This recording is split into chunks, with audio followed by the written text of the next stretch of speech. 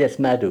Yes. First, I'd like to thank Madhu, who is actually shooting, for his brilliant idea of, from time to time, sending some discussions, some comments on the family constellation. Thank you so much, Morgan. Your work has been really deeply inspiring, and I've seen like how it has touched, especially the family constellation work, and how it connects people from all walks of life, from all different cultures. I think it's such a beautiful medium. It just also makes me curious about how do we relate that. It helps us understand life more, and how do we navigate our life understanding this tool, and to create a more harmonized relationship with ourselves and with each other in our family. Yeah, it's interesting to note and to observe how actually this practice influences our the way we relate to reality outside of the work also. Like well, last time we met, you told me that you visited your village in Rajasthan, and it's always, I mean, it touches all of us when we go back in time and visit places. So, for example, in my case, my great-grandfather, like my grandfather's grandfather, actually, they came 100 years back. They came from the small village in Rajasthan. For us to go back to where our great-grandfathers came from, what does it mean?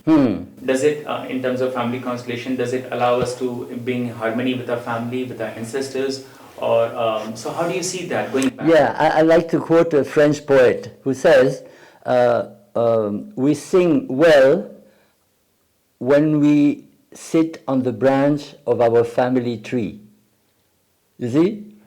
As if our expression of life in this incarnation, at this time, is influenced by the past. Like, where do we come from? And how did this past history affect us? So this is typically, you know, I could have asked this question in the interview doing a family constellation, during the interview, right? Where do you come from?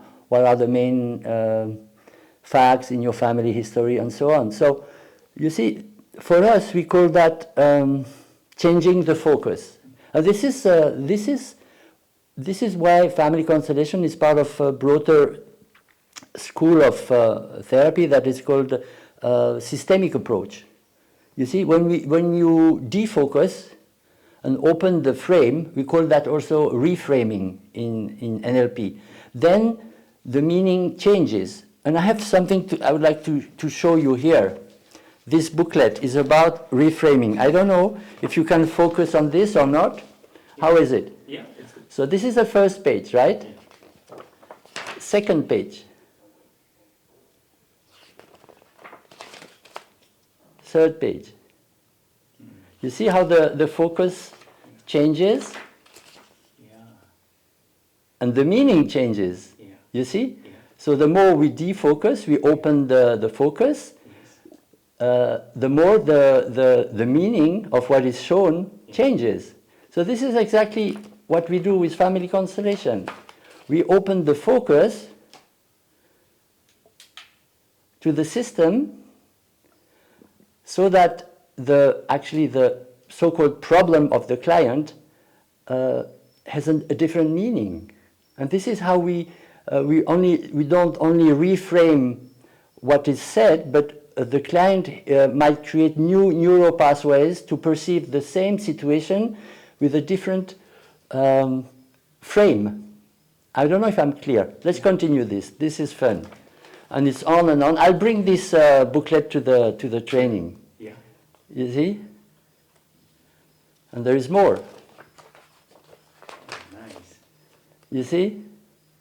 I won't go further than this, but you see how when you defocus, the content, the meaning of the content changes, right? Yes. Where we come from.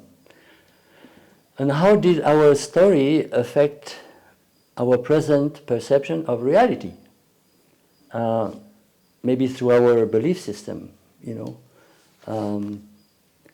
Okay, you're Rajasthani origin, no? Yeah. And Rajasthanis have a special story. Yes. And people believe that Rajasthanis are used to be warriors and all that. So how much of a warrior are you? Or how do you deal with conflicts yourself? Yes. You see, we learn from our past, and in our practice we open up the frame so that we can actually be aware of what we call hidden dynamics. Yeah. What is hidden? What is it that is hidden? What is hidden is what we are not aware of. So if we open up our awareness to past events and see how we are actually entangled with these events, the symptom actually might disappear, because the meaning I gave to an event was locked up in a certain perception of reality. Yeah.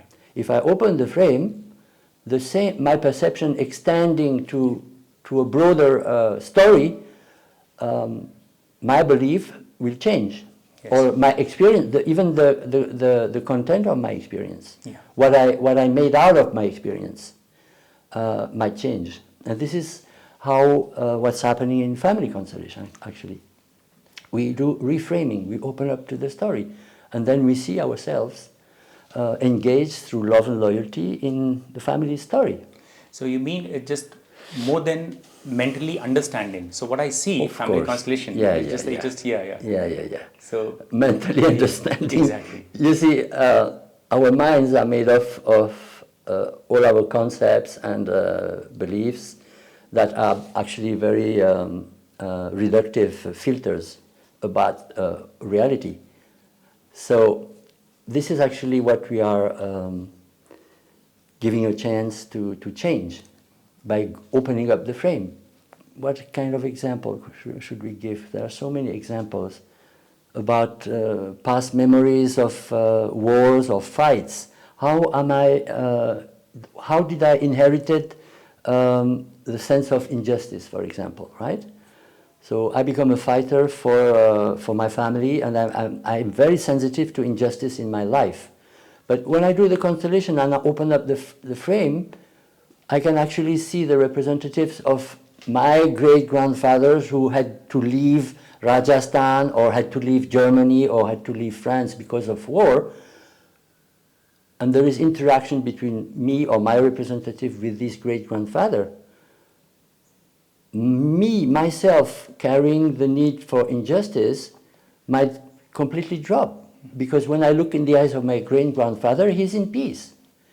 He left for eventually economical reasons, and moving was actually had some benefits for him. And here I am, a descendant, fighting for my great-grandparents, who I believe suffered because they had to leave their village. And this can drop. You see, so our approach, systemic approach, changes the way we perceive reality, right? By meeting past events to which we gave some meaning, which are actually not the right meanings. Why did we do that?